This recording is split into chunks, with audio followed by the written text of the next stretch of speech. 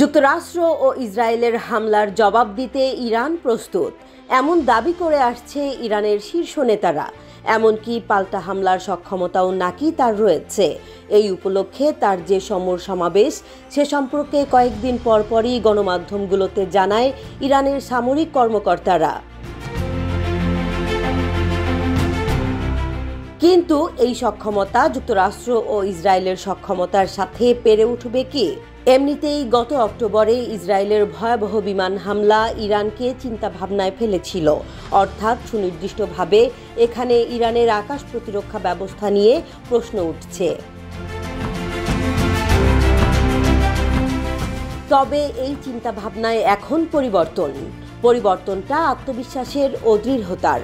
ইরানের আকাশ প্রতিরক্ষা বাহিনীর কমান্ডার আলী রেজা সাবাহি ফার্দ দাবি করছেন, ইরানের আকাশ প্রতিরক্ষা ব্যবস্থা আগের চেয়ে এতটাই শক্তিশালী হয়েছে যা কল্পনার অতীত।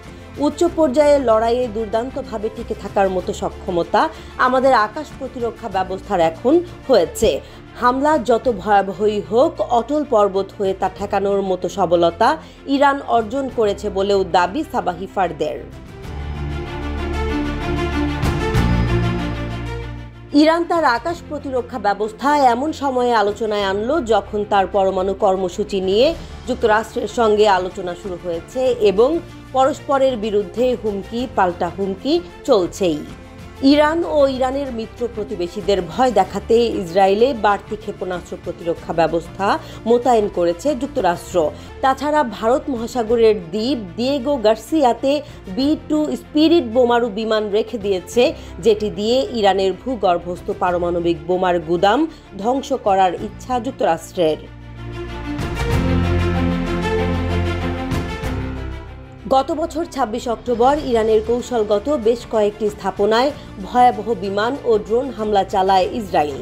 হামলার শিকার হয় রাশিয়ার দেয়া ইরানের আকাশ প্রতিরক্ষা ক্ষেপণাস্ত্র S-300, যেটি ধ্বংস করা হয় বলে দাবি করেছিল ইসরায়েল।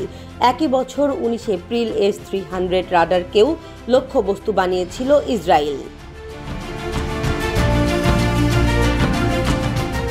ইরান তার আকাশ প্রতিরক্ষা ক্ষেপণাস্ত্র S-300-এর আধুনিকায়ন ঘটিয়ে নিজেই একটি আকাশ প্রতিরক্ষা ক্ষেপণাস্ত্র বানিয়েছে, যেটির নাম বাভার 373।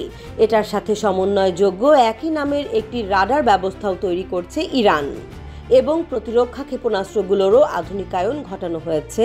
48N6E2-কে রূপান্তর করা হয়েছে 48N6DM-তে।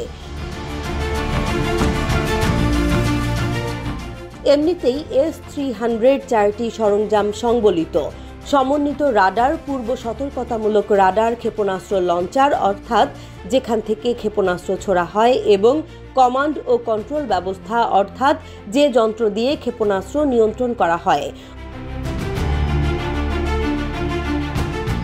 প্রতিরক্ষা বিশ্লেষকদের মতে ইসরায়েলি হামলায় S-300 ক্ষতিগ্রস্ত হবার অর্থ এই প্রতিরক্ষা ব্যবস্থা বড় হামলা ঠেকাতে যথেষ্ট নয়। এ কারণেই ইরান নিজেই বাভার 373 তৈরি করছে, যা দিয়ে তার উদ্দেশ্য পূরণ হলেও হতে পারে।